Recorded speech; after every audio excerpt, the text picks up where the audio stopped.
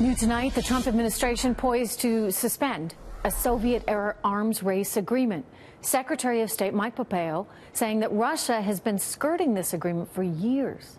And back in December, he actually gave Russia a deadline. He said, you know what, you got 60 days to comply, guys. Well, now, time's running out. Russia has basically into the end of this week to get rid of their long-range ballistic missiles.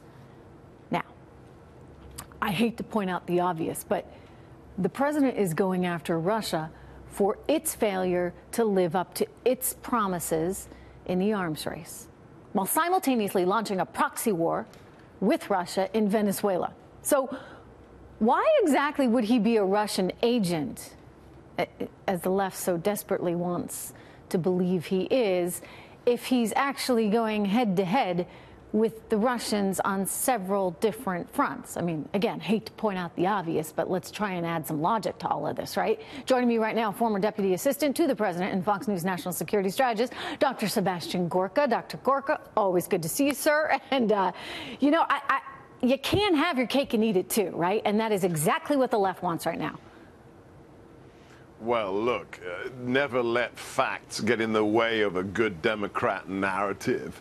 It has nothing to do with reality, nothing to do with common sense. The fact that this president has greenlit the targeting of more than 200 Russian mercenaries in Syria, has armed the Ukrainians as opposed to President Obama, who sent blankets and socks to Kiev. Those are the facts of the matter.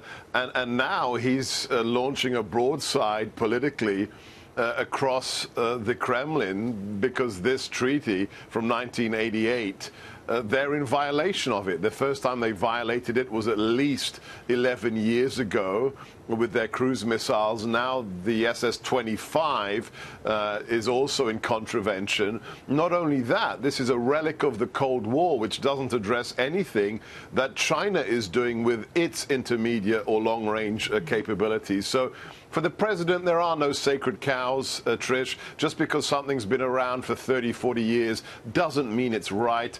And this president's going to play hardball with Vladimir. Yeah, I mean, it's clearly what we're seeing. Vladimir Putin, by the way, had been trying to buy a strategic land piece there in Venezuela, a little island a few hundred miles from Caracas.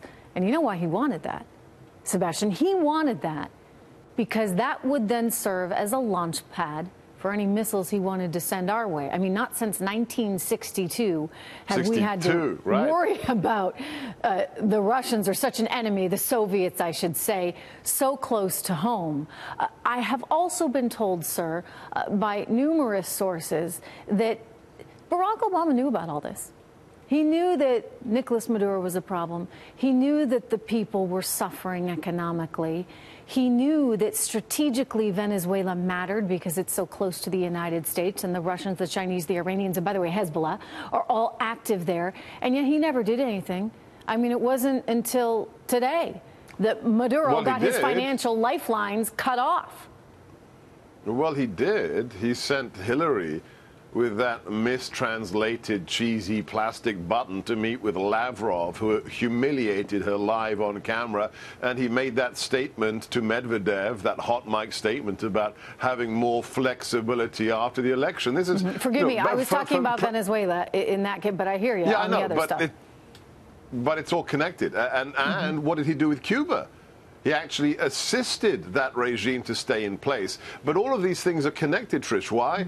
Because his motivation was driven by his belief that we are the problem, meaning America is the problem.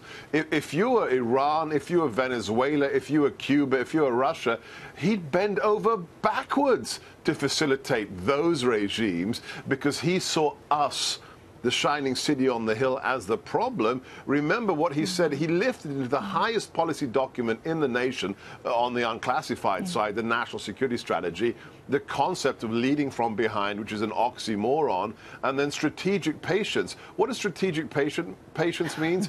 You let others take the initiative. All right. Right. Bad guys. And it's changing now, and the world has to get used to it. Anyway, Sebastian, thank you so much. Good to have your insight. I want to remind the viewers they should check out your book. It's called Why We Fight: Defeating America's Enemies with No Apologies.